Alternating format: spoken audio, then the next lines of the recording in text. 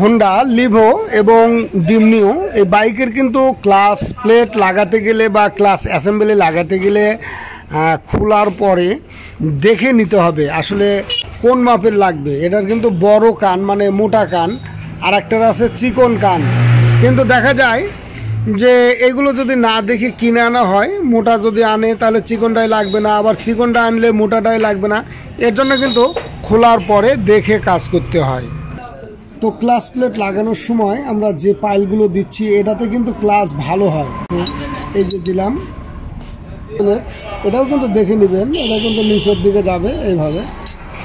তো প্রত্যেকটা class plate এবং প্রেশার প্লেটের এই মাপটা বা পাইলগুলো যদি অ্যাকুরেট করে লাগানো যায় তাহলে কিন্তু ক্লাসে সুন্দর কাজ করে এবং ক্লাস প্লেট সহজে নষ্ট হয় না। তো এখানে কিন্তু আমরা খুঁটি বাটে যখন লাগাবো এখানে কিছু চিহ্ন আছে, যেরকম এখানে আছে এদিকে এদিকে, এই চিহ্নগুলো কিন্তু আমরা দেখে লাগাবো। এই যে এরকম চিহ্ন আছে, তো এখানে যে চিহ্নটা আছে দুই মুড়া, এখানেও কিন্তু দুই মুড়া আছে, লাগিয়ে দেবো। তো ঠিক এভাবে আমরা মিল করে দিলে ক্লাসের অ্যাসেম্বলিটা সুন্দরভাবে এরকম কাজ করবে অ্যাকুরেট। এছাড়া আমরা এই পাশ দেখে নেব কতটুকু বের হয়ে আছে। এটা যদি বেশি বের হয়ে থাকে তাহলে কিন্তু ক্লাস প্লেট দ্রুত ক্ষয় হয়ে যাবে। যেমন এখন কিন্তু একদম অনেক বের হয়ে গেছে, তো যখন ক্লাস প্লেট ক্ষয় হয়ে যায় তখন কিন্তু এটা বেশি বের হয়ে যাবে। তো আমরা লাগানোর সময় সুন্দরভাবে ইঞ্জিন অয়েল দিয়ে নেব যাতে ক্লাস প্লেটগুলো সুন্দরভাবে ভেজে। তো এখানে ওয়াশারটা যেন ঠিক থাকে। তো ঠিক এভাবে আমরা দেখে কাজ করলেই কিন্তু ক্লাসের প্রবলেম থাকবে না।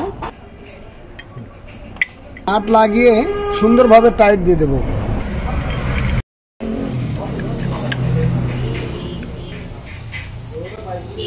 ঠিক আছে,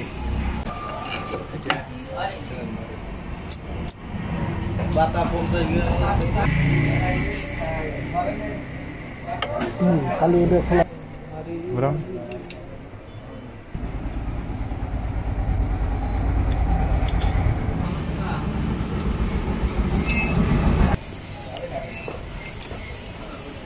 আবার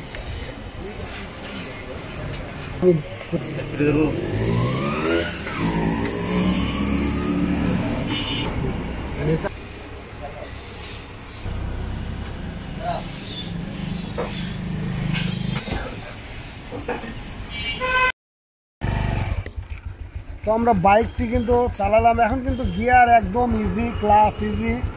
তো ঠিক এভাবে যদি আমরা কাজ করি তাহলে কিন্তু এরকম প্রতিটা গিয়ারই কিন্তু ঠিক মতো নিবে এবং নিউট্রাল হয়ে যাবে, আর বাইকের কোনো প্রবলেম থাকবে না। সহজে কিন্তু ক্লাস প্লেট নষ্ট হবে না। যেভাবে কাজ দেখালাম এভাবে করলে কিন্তু সবচেয়ে ভালো পারফরমেন্স পাওয়া যায়।